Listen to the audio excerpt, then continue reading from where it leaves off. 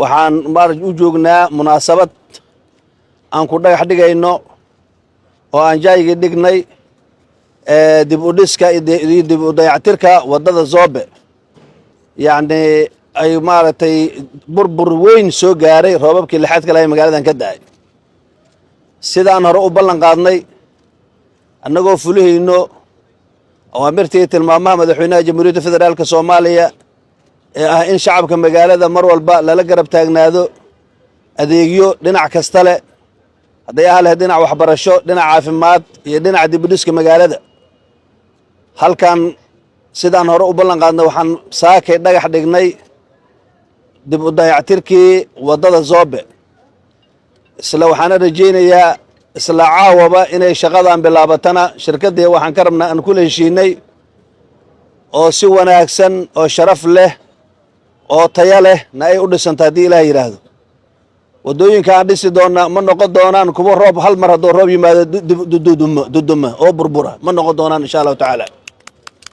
wadooyin marka horena laga soo heshiiyey la soo injineeray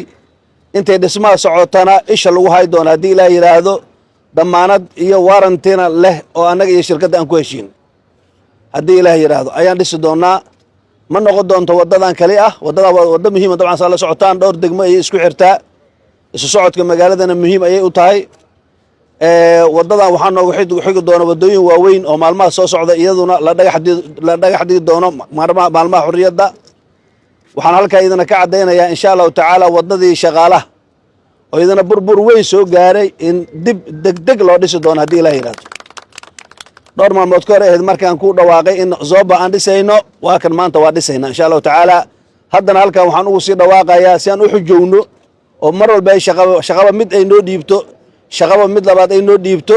wadadii shaqaalaha ayaan dhisi doonaa insha Allah taala oo maamulka gobolka Banaadir dawladda hoose xamar ay dhisi doonto haddii Ilaahay yiraahdo wadadaas oo waliba buunda casriya loo sameey doona haddii Ilaahay yiraahdo kaliya waxaan sugu haynaa in oo yacni la dayactiro biyo xireenkii ii sheeg warti Siigaale ayaan sugu haynaa in maaragtay horta si casri ah iyada laftirkeeda loo nidaamiyo oo loo diyaariyo oo loo dhiso kadibna wadadaas ayaan dhisi doonaa haddii Ilaahay yiraahdo annaga shacabka Soomaaliyeed ee Muqdisho ku nool waxaan ballan qaadaynaa maadaama aan canshuur idinka qaadno in aan mar walba shaqaalaha iyo birig mataqaana howlwadeennada markaan mushaar siina kadib ay birig mataqaana waxa la idinka qaado intooda badan ay idinkeedii ku soo noqdaan oo wadooyin la idinkugu dhiso oo maaragtay isbitaallo la idinkugu dhiso oo iskuullo waxbarasho lacag la'aan la idinkugu dhiso oo macallimiin la idinkugu tababaro oo mushaar la idinkugu siiyo oo nadaafadda iyo bilicda magaalada iyo nadaafadda looga shaqeeyo oo dhalinyarada iyo ganacsatada yararka shaqo loogu abuuro haddii Ilaahay yiraahdo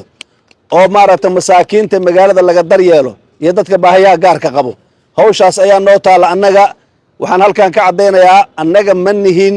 hay'ad khayriya waxaana hay'ad dawliya oo dadku u adeegto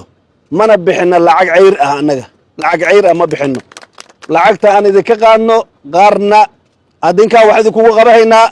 qaarna dadka shaqada qabahayaan mushaar ku sii haynaa sidaas aan noo ballan ah shacabka Soomaaliyeed waxaan leenahay 4 bisha